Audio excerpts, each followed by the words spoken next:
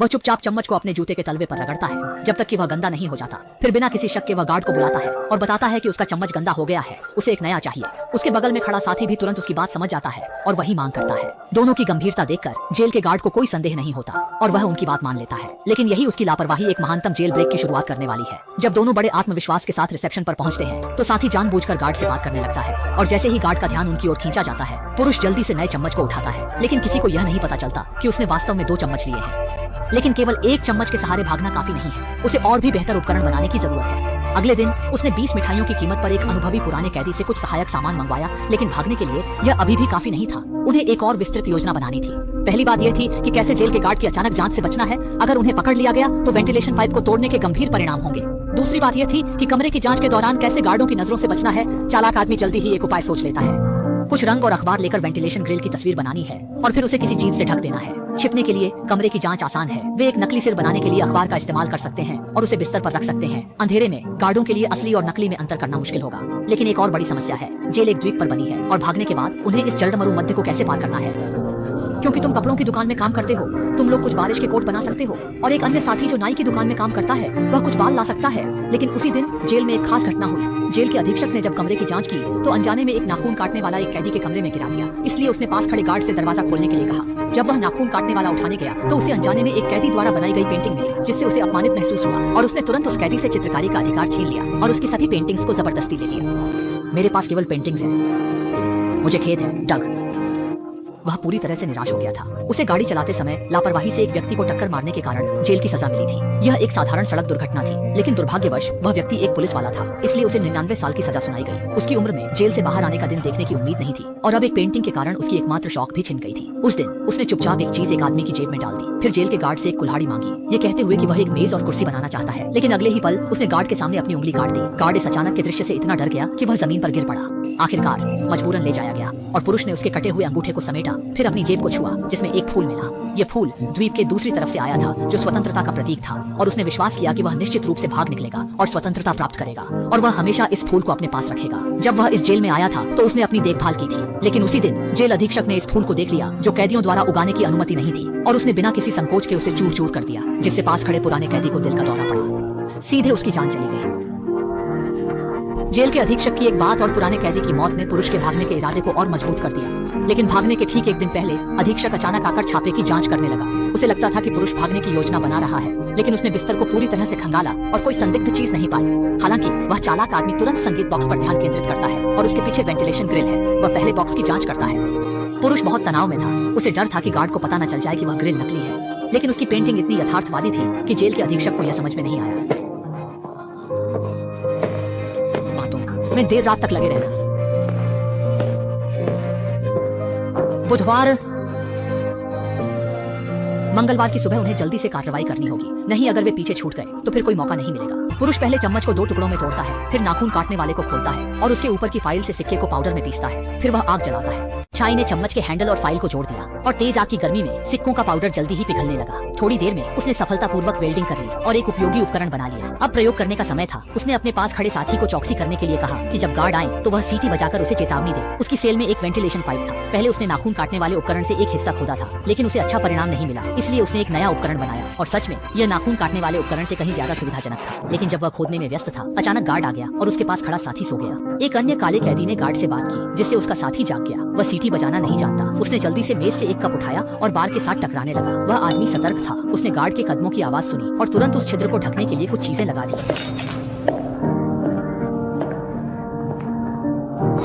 कुछ जलने की गंध आ रही है। जलने की गंध नहीं आ रही।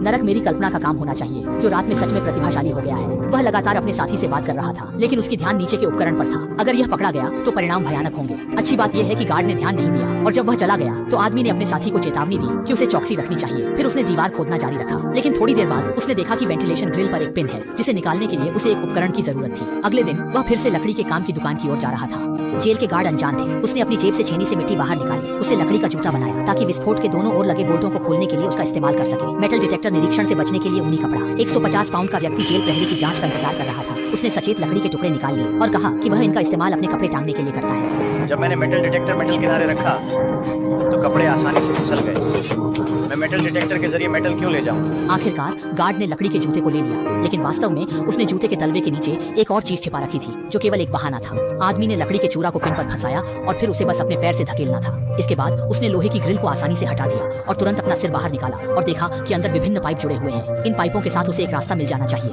आदमी की तरफ का रास्ता अब खुल चुका था। अब उसे अपने साथी की ढाल बनानी थी ताकि बाकी 3 लोग अपने अपने वेंटिलेशन पाइप को खोल सके। अगले दिन उसके साथी ने बाल लाने का इंतजाम किया और चार्ली ने सफलतापूर्वक गार्ड से अनुमति ले ली। यान लियांग को अब केवल अखबार की जरूरत थी, लेकिन अच्छी बात यह थी कि जेल में हर दिन कैदियों को किताबें पढ़ने की अनुमति होती थी। उसने पुस्तक प्रबंधन का काम करने वाले छोटे काले से पूछा और जब अखबार का सामान पूरा हो गया तो आदमी तुरंत नकली सिर बनाने में जुट गया। उसने दीवार से खोदी गई मिट्टी को पानी में भिगोकर इसे सीमेंट के रूप में इस्तेमाल किया और फिर इसे अखबार के साथ मिलाया। जल्दी ही प्रारंभिक मॉडल तैयार हो गया और अब उसे रंग करने की बारी थी। अपनी उत्कृष्ट तकनीक के साथ अगला नकली सिर तैयार हो गया जो उसके बिल्कुल समान था। गार्ड इसे नहीं देख पाएगा। उसने एक और लोहे की ग्रिल बनाई और रंग लगाने के बाद यह असली जैसा दिखने लगा। एहतियात के तौर पर उसने रास्ता देखने का फैसला किया। वेंटिलेशन पाइप में घुसने के बाद उसने तुरंत पाइप के साथ ऊपर चढ़ना शुरू कर दिया। उसी समय गार्ड कमरे की जांच करने आया। चार्ली ने बार पर दस्तक देकर उसे चेतावनी दी। गार्ड आदमी के पास आया तो उसने देर तक देखा, लेकिन बिस्तर पर लेटे व्यक्ति को नकली समझ नहीं पाया। आदमी पाइप के जरिए जेल के ऊपरी हिस्से में पहुंच चुका था। उसे लगा कि वह और ऊपर चढ़ सकता है तो उसने देखा कि एक लोहे का दरवाजा उसके रास्ते में आ गया है और उसने पूरी ताकत लगाकर कूदने की कोशिश की, लेकिन वह नहीं पहुंच सका। आज रात जल्दी सो जाओ। हाँ, वह काफी गहरी नींद में था। उसने हिलने डुलने की भी कोशिश नहीं की।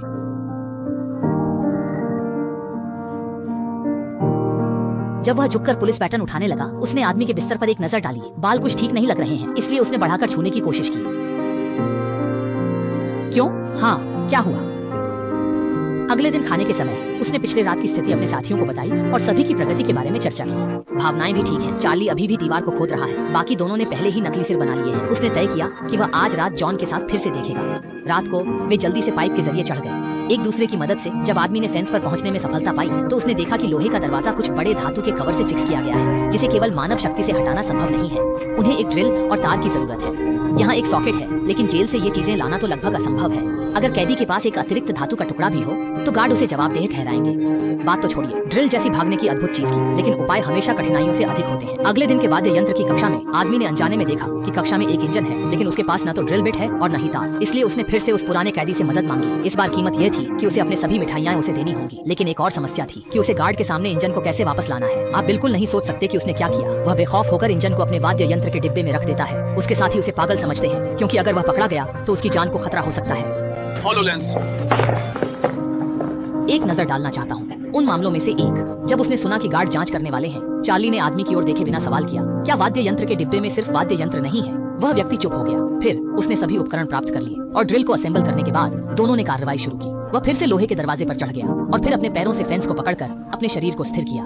ये सब करने के बाद नीचे जॉन ने उसे एक स्टील पाइप दिया। आदमी ने इस स्टील पाइप का इस्तेमाल करके रेलिंग को खोला, क्योंकि उसे दूसरी तरफ ड्रिल करना था ताकि वह आगे की कार्रवाई जारी कर सके। लेकिन जो आवाज आई उसने नीचे के गार्ड का ध्यान खींच लिया। ड्रिल की मदद से धातु का कवर जल्दी ही ढीला हो गया और जब गार्ड ऊपर आया तो वह ठीक उसी समय रुक गया। नीचे के गार्ड को लगा कि उसने कुछ गलत सुना है, इसलिए वह वापस मुड़ गया। अब सब कुछ तैयार था। उसने तय किया कि वह आज रात कार्रवाई करेगा। पहले से रास्ता देख लेने के कारण आगे का सब कुछ बहुत सुचारू था, लेकिन ठीक इसी महत्वपूर्ण समय पर चार्ली डर पीछे नहीं आया, क्योंकि यदि भागने की कोशिश असफल होती है और उसे पकड़ लिया जाता है तो उसे क्रूर मौत सजा मिलेगी। वह जोखिम नहीं उठा सकता और आदमी भी ज्यादा कुछ नहीं कह सकता, क्योंकि उसके पास कोई विकल्प नहीं बचा। जब गार्ड कमरे की जांच करने आते हैं तो वे बस यह देखते हैं कि वे बिस्तर पर लेटे हुए सो रहे हैं, लेकिन उन्हें यह नहीं पता चलता कि बिस्तर पर एक नकली आदमी है। दूसरी ओर चार्ली अकेले ही रो रहा है और गार्ड इस पर सिर हिलाते हैं, क्योंकि जेल में यह आम बात है। दूसरी ओर 3 लोग लोहे के दरवाजे के पास पहुंच चुके हैं। किसी भी अनहोनी से बचने के लिए उन्होंने पहले जॉन को ऊपर भेजने का फैसला किया। ऊपर जाते ही तुरंत वेंटिलेशन के पैक को रोक देता है, जिससे जो आवाज निकलती है तुरंत टॉवर पर खड़े गार्ड का ध्यान खींच लेती है। लेकिन जब टॉर्च से देखने जाता है तो उसे कुछ असामान्य नहीं मिलता और सोचता है कि यह कोई छोटा जानवर है। लेकिन जब टॉर्च बंद करता है तो जॉन जल्दी से पाइप से बाहर निकल आता है और फिर पाइप की दीवार पर थपथपाता है ताकि बाकी 2 लोगों को संकेत दे सके। आदमी ने जब आवाज सुनी तो उसने तुरंत दूसरे साथी को भी ऊपर भेज दिया। वह अपने साथी से यह सामान लेकर फिर उसे जॉन के हाथों में पहुंचाने वाला था। इसके बाद उसे खुद बाहर निकलना था, लेकिन उसके साथी का आकार बड़ा था और वह अनजाने में पाइप के मुहाने में फंस गया। उसे ऊपर की ओर जोर से धकेलना पड़ा, लेकिन अंततः वह सफलतापूर्वक बाहर निकल आया। बाहर निकलने के बाद वह तुरंत एक कोने में छिप गया, जहां वह खोजी रोशनी से बच सकता था। जब दोनों सुरक्षित हो गए तो वह आदमी भी जल्दी से बाहर आया।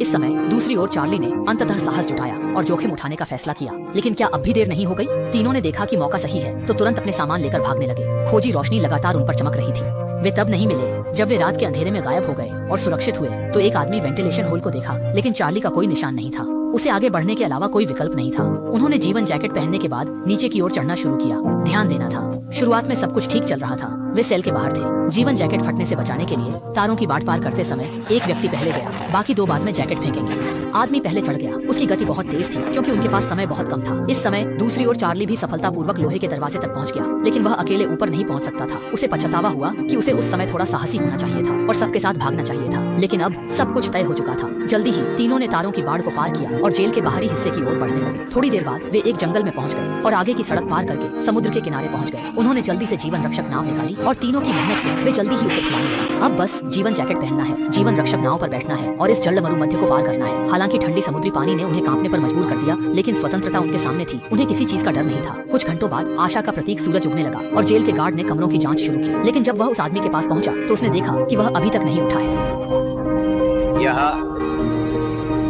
मैंने कहा उठो मार्स, एक खोलो। ओह नो, मार्स मैंने। हे भगवान! जेल के गार्ड को सीटी बजाते हुए देखकर पास में खड़ा छोटा काला संतोष से मुस्कुराया। आखिरकार कोई इस जेल से भागने में सफल हुआ। जेल के अधीक्षक ने आसपास के सभी स्थानों पर लोगों को भेजा, लेकिन उन्हें कोई नहीं मिला। तीनों के पास केवल कुछ तस्वीरें थीं जो बारिश में लिपटी थीं और एक स्वतंत्रता का फूल था। उसके अधीनस्थों को लगा कि वे डूब गए हैं, क्योंकि कोई भी इस जल मरुमध्य को तैरकर पार नहीं कर सकता। लेकिन जेल के अधीक्षक को पता था कि वे सफलतापूर्वक भाग गए हैं। फिर भी उसने घोषणा की कि तीनों डूब गए हैं, क्योंकि यह पहली बार था जब कोई कैदी सफलतापूर्वक भागा था। अगर ये बाहर चला गया तो ये एक बड़ा दाग बन जाएगा और अपनी स्थिति भी खतरे में पड़ जाएगी। ये एक सच्ची कहानी है। इसके बाद पुलिस भी तीनों का कोई निशान नहीं ढूंढ पाई।